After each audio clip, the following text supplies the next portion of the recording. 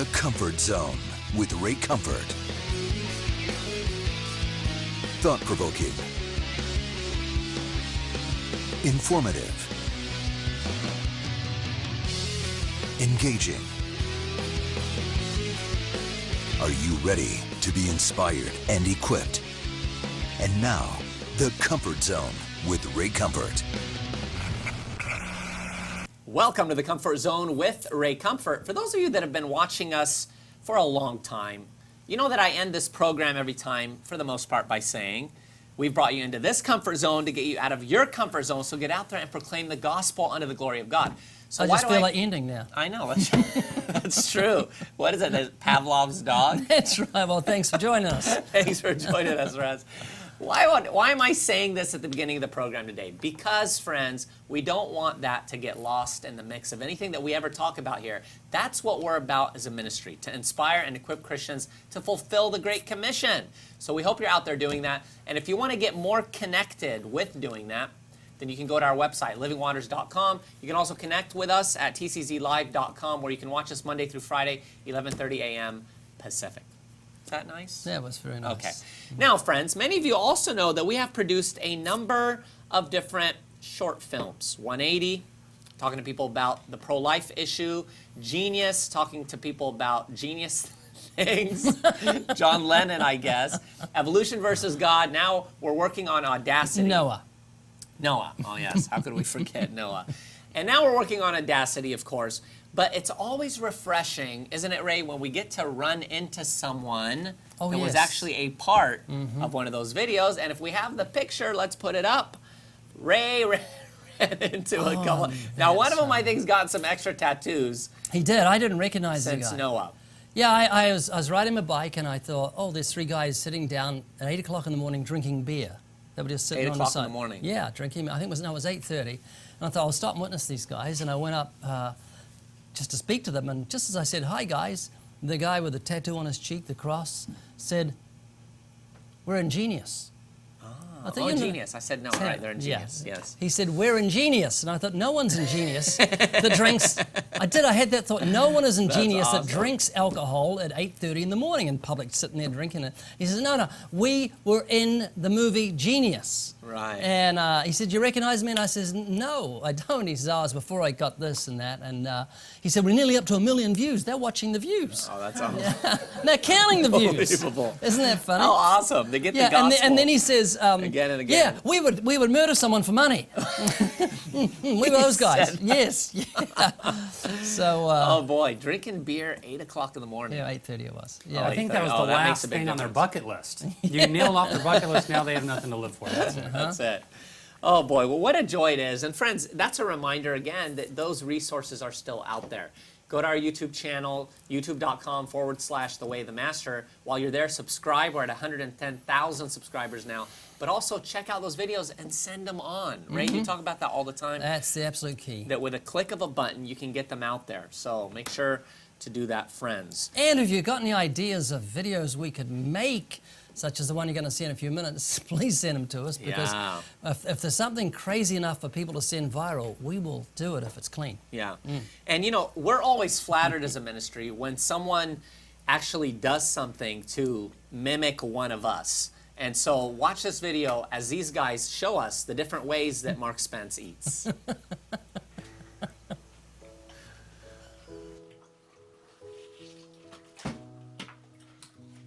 Want to see how animals eat their food? Watch closely. Moo!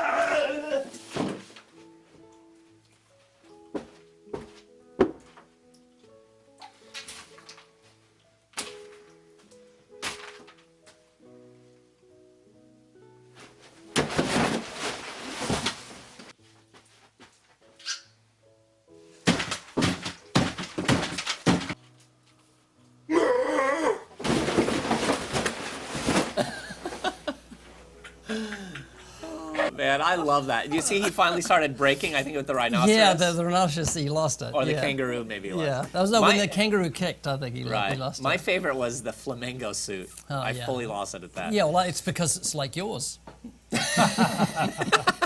Show us. Wait a minute, like mine. Your flamingo suit. Who's the one? Knock it off. Okay, yeah.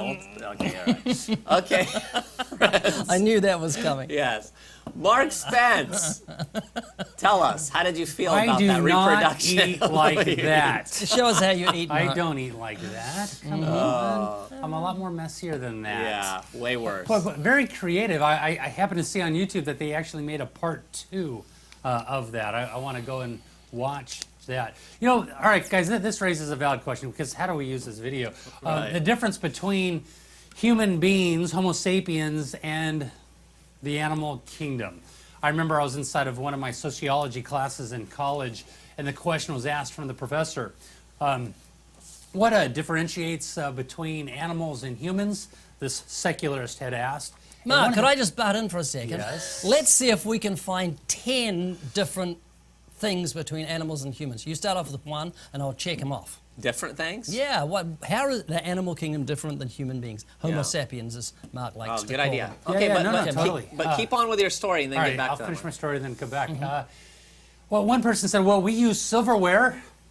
That was what the student had said. And this secularist had said, oh, well, watch this video. And then showed some sort of an animal grabbing a stick, putting it down a hole, and letting the ants crawl up. Right. And then it was eating the ants off of the stick. Well, that looks like silverware to me. Right. Next. Yeah. And then there was silence over the room, and the teacher had proved her point. All right, what differentiates? Well, you know what? Animals can't fly planes. But I don't think that's what you're looking for. I don't think that's what you're Yeah, looking we're for. going to get a video now of I some know. ape I in a bet plane. You. I bet you. Some ape flying a plane. Yeah. Oh, well, you know, we have moral accountability. We know right from wrong. We have that conscience. Okay, so that's morality. That's number Morality. one. Yeah. Yeah, we were created in the image of God. Yeah, absolutely. Are there any animals that have a sense of morality? I mean, my dog looks guilty when he does something wrong every Yeah. day. Yeah. He has a sense. Well, but is because that instinctive? Sam's a wicked dog. He's an exception to I the think so. animal I've asked Sue, kingdom. Sue, do you think hell exists for dogs? And Sam actually provoked that whole thing. But human beings have a sense of justice. Just recently, Yeah. a gentleman, well, not a gentleman, a man killed a police officer, and I think he wounded another, and he went bush for 7 weeks. They hunted that man and spent $10 million to bring him to justice. Wow. That's just one man, $10 million. And yet we'll go to the ends of the earth and spend literally trillions of dollars worldwide in different countries each year to see that justice is done. So that's a huge difference between the animal kingdom and man. You know, dogs don't really care about justice. Someone steals my dog's bone, he just wants the bone back. There's no retribution. Yeah. There's no thought of justice. So that's one. Another one, justice. What about an appreciation of music? Sure. I mean, birds sing in the mornings, but I don't know if they appreciate. I mean, do you think they create music, or is that just instinctive? Has God put in an inbuilt kind of audio cassette in the bird, and it just does the same tweet every day? Well, I've tried to listen to birds and see if it's the same, and it's so complex it drives me crazy. But do you think man is different in that he can form an orchestra and create music out of nowhere? Right. See, that's not Yeah, different? I think that's definitely unique to man. Although I've seen videos of animals Playing drums. seemingly, affected by music. Oh, really? Yeah, where you'll see sleeping there's dog there's woken up by a drum. cockatoo. Alan, you got to Oh, pull that video. play it, singing that cockatoo dancing. And, ooh, ooh, ooh. And whistling the Andy Griffith theme. I've seen them doing yeah. that. Yeah, that's Yeah. very. But that's unique to some very intelligent animals. It's not like the whole species. But in terms of especially the capability to produce music. Yeah. So, Mark, what about reason or logic? Yeah, reason or logic, absolutely. We are able to set up judicial systems. We're able to determine whether somebody is innocent or guilty. We're able to reason through things. We have logical fallacies that'll govern communication. I have one. How about having a sense of humor? Ooh, You're that's good. not going to see two dogs telling a joke one to the other, Well, but we are able to do that. They don't that's laugh. good. Except hyenas laugh. I guess it's not a laughing hyena, but yeah, that's a good point. Because I do something really dumb to my dog. Yeah. He just stares at me. There's no kind of, oh, that's funny. Yeah. You know? I wonder, That's a good point. I wonder if animals can genuinely express empathy and sympathy, you know? Elephants seem to, over their dead. Oh, right, they grieve over them. They just go waving their trunks around. How about hygiene? Hey, cats clean themselves, right? Oh, yeah. What about etiquette? That's something unique to human beings. I don't think animals exercise etiquette. Do you know what etiquette is? Exercise, that's another one. Oh, Do animals exercise intentionally? That's a good question. that's a good. So, Mark, what do you think about etiquette?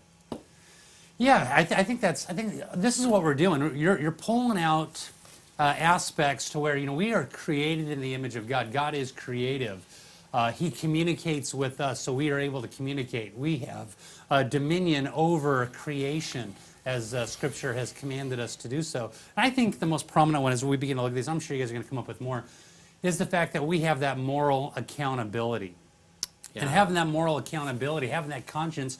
Now, there's not another worldview that can account for the conscience. You have atheists and agnostics and these free-thinking skeptics that worship the flying spaghetti monster that cannot account for the conscience, where we know right from wrong intuitively. And when you go down to the basis and you begin to challenge them as to their foundation for believing and thinking and reasoning through these things, they cannot do it. They cannot do it. Tell me where logic came from. Tell me where love comes from. They cannot do it. It makes no sense, but they use these things. They utilize these aspects, these transcendent, abstract, immaterial entities, and they take them for granted every single day, and they begin to borrow from our worldview. Ray, you have another one? Yeah, an awareness of our being. I mean, we're called human beings. I mean, a dog doesn't know that it's going to die. Well, I don't think they do. They don't it's just now bark, chase a cat. Shakespeare said to, I think it was Macbeth, to be or not to be, a very famous saying. But that was a man meditating on the fact, should he take his own life? Right. To be or not to be, that's the question. And only that's unique to human beings. Another one is spirituality. I mean, there's no animal in the kingdom that's got an awareness of his creator. I don't think so. Good. Another one is an appreciation of creation. You don't see a group of dogs or birds staring at a sunrise and going, whoa.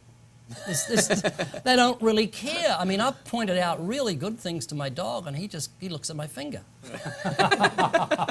You know? Yeah, the appreciation of beauty. They don't stop art. it. Yeah, seriously. My dog sniffs everything except a rose. He won't stop at a rose and go, It's just everything. Ugh, he sniffs. Yeah. But we appreciate it. We appreciate its color, its beauty, its smell, its fragrance, its hamburger smell. Yeah. Yeah, you know, the problem is, friends, and the reason why we're dealing with this today is because we're living in a day and age where supposed science is trying to connect man with the animal kingdom. In fact, you know, they'll say we're basically just advanced animals within the evolutionary order. Don't even say we're advanced. Some of them, we're just animals. You know? But then, Ray, again, and we've talked about this, then people are surprised when we have kids acting like animals. I mean, you talked about this in your book on Mark Twain, right? Where he talked about how, hey, people are just crazy. Why would you blame the tiger for acting this way, or why would you blame, you know, the butterfly for being gentle in its nature? They're just doing what they, and yet that's the logic that's followed when it comes to man.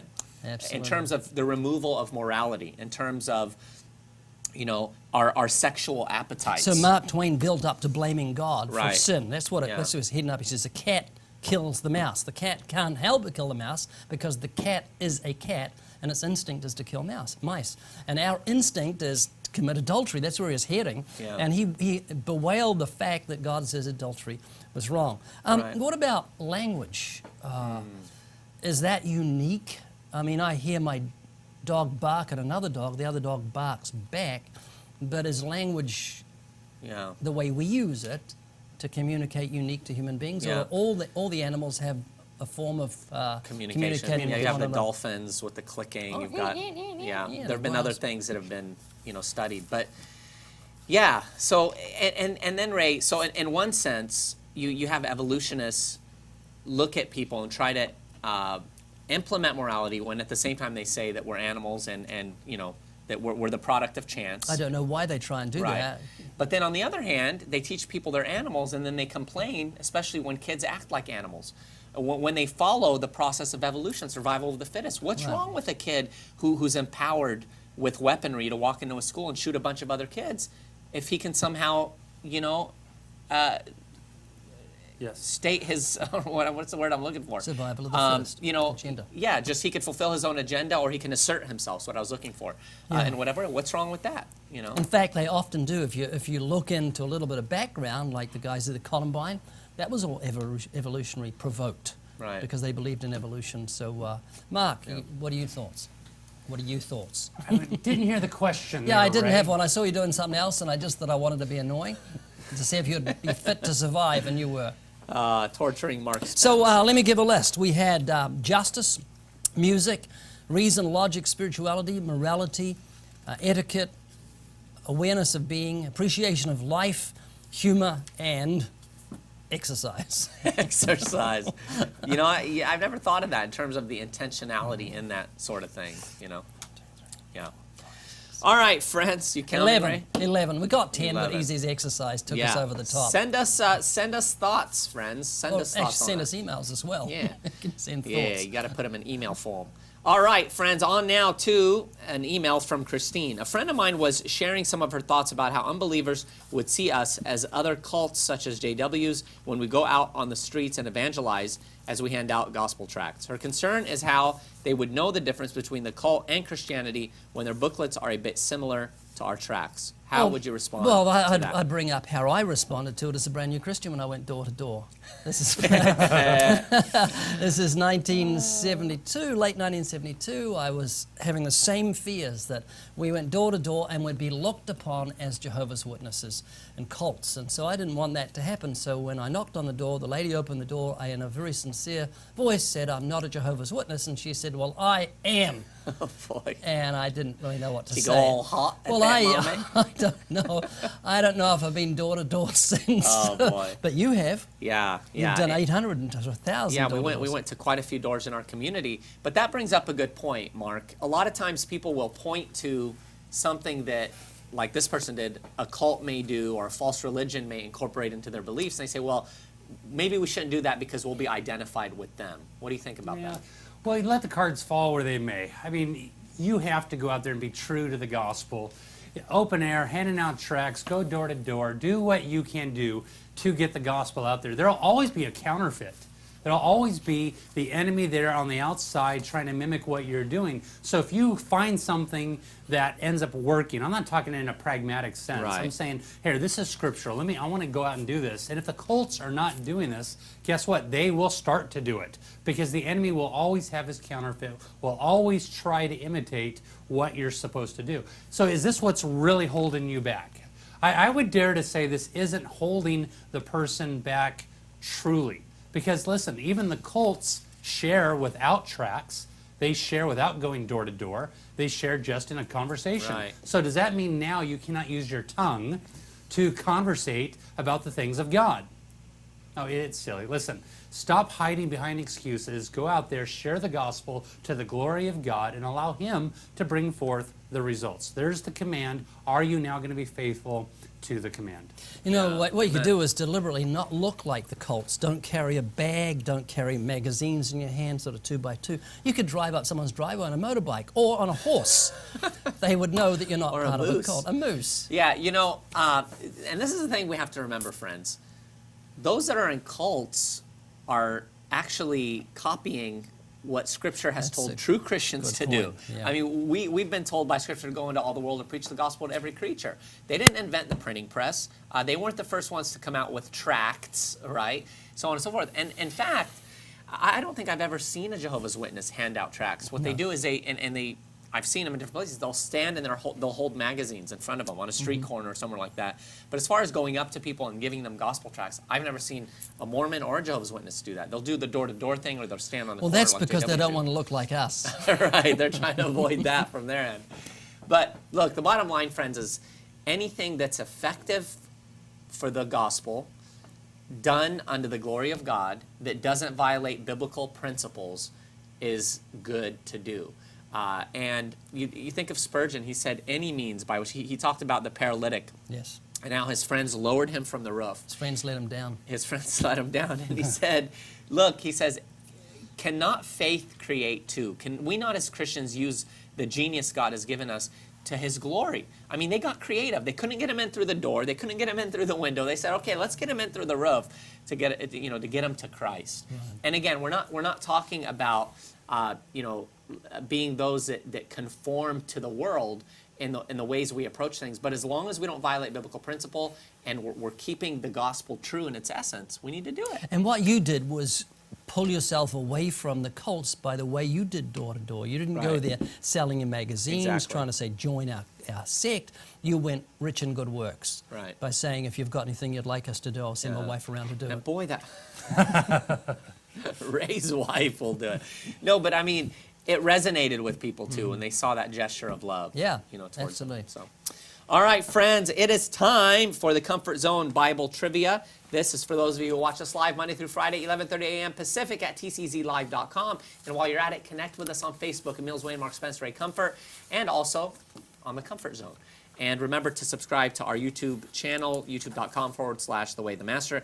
Get your typing fingers or finger ready, or your voice, because some of you can use voice activation. We're in modern days. You end up with bad words.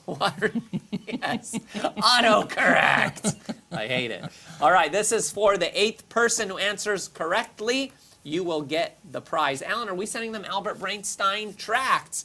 One of the best tracts I think that we have. All right. You can see right through those. You can? Can you with the This green? one there. Oh, yeah, look at that. All right, friends, here we go. Who was Jacob's mother? And the answer is not Sue. Who was Jacob's mother? 8th person will win. We'll be back to announce the answer after this. Behold, the gospel tract. Now, gospel tracts come in all different shapes and sizes. Some are funny, some are serious, and they range from short and sweet to much more in-depth. And every good tract contains 2 elements: the law and the gospel. Now, the law needs to be in a tract in order for the reader to understand why they need a Savior, right? Because they've broken God's law. And the gospel needs to be in the tract because, well, that's the whole point of a gospel tract, the gospel. This is a very popular kids tract. It's called Albert Brainstein, beautifully illustrated, and it's unique because kids not only hear about the 10 Commandments, they learn them off by heart, and it prepares the way for the gospel. So if you want a tract to give to a kid, this is the tract. It's never too early to get the gospel to a child. The answer is Rebecca. You get to win a package of tracts. Who gets to win? It's the 8th person to answer correctly, so it's in the chat room. I can't figure it all out. We announce it inside the chat room. Congratulations. You need to send us an email now. Email at tczlive.com. In the subject heading, say I'm the winner, and inside the body, give us your address so we know who to send the 100 gospel tracts to. Good job. Wonderful. All right, on to an email from Nathaniel. Is it ever all right to lie and take the punishment that someone else deserves by saying that you were the one who did the wrong thing instead of saying who actually did it? That's stupid. Boy, this is, yeah, but I can think of a scenario that someone could give you. You're in World War II, there's a young Jewish girl, she's 19 years old, she did something that upset the Nazis. The Nazis say, who did this, we're going to kill you, and a guy puts his hand up just like that, steps forward and gives his life for her. In essence, he's telling a lie, but he's given his life for her. But why answer the question? I mean, do you really even need to answer the question? Can't you just remain silent? I remember having this talk with Todd Friel on his radio program once. It says, are you hiding Jews inside this house? Well, why answer the question? Why can't you just say, the Lord rebuke you? You know, why can't you just maybe remain silent in the midst of that? Do I need to sin in order for God to be glorified? What are your thoughts, Easy? Well, Thank you, Mark.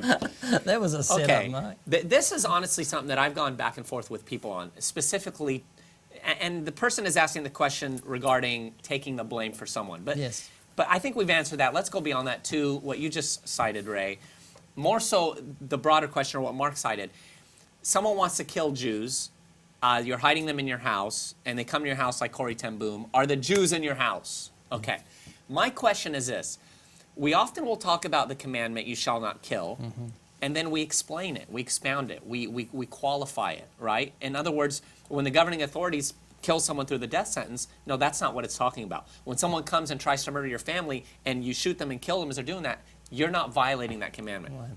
So my question is, if someone is asked, are you hiding Jews in your house and you're trying to save these people, and you say no, will God credit that to your account as a lie? Does it coincide with that definition? That's my question. Yeah. And I struggle with that because honestly, I don't see that the Lord would in a case like that. I'm ready for that, though. Well, they'd say, why are your nostrils flaring? For a start. That's right. Why? Yeah, because you knocked them over with your nostril flare. Ray's nostrils flare when he's up to something. Yeah, when I'm guilty of something. But, you know, if some Nazi come to me and say, you're hiding Jews in this place, I've got a question for you. What do you think happens after someone dies? All right. How about after you die? No, he's not an Arab. He's a Nazi. How would he say that? How about after you die? Or something like that. Anyway, no, look, it's a good question, and I'm open to correction on that. I've gone back and forth with friends on it. Mark, honestly, what do you think about that? Would God credit that to your account as a lie?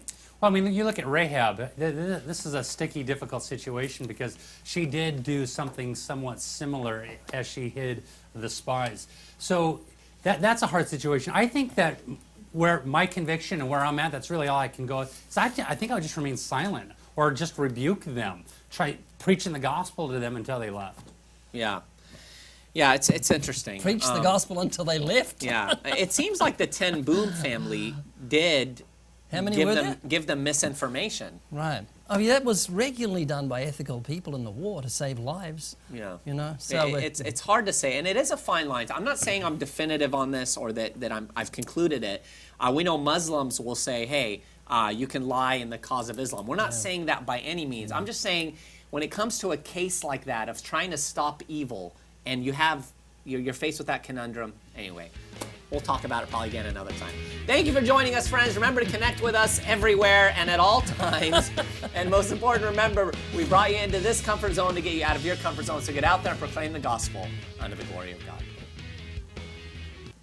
For questions about the Comfort Zone with Ray Comfort, or to submit questions for future shows, please email us at email@tczlive.com. That's email@tczlive.com. The Comfort Zone is an outreach of Living Waters. For more resources to inspire and equip you to fulfill the Great Commission, check out livingwaters.com or call toll-free 1-800-437-1893. Now go and preach the gospel.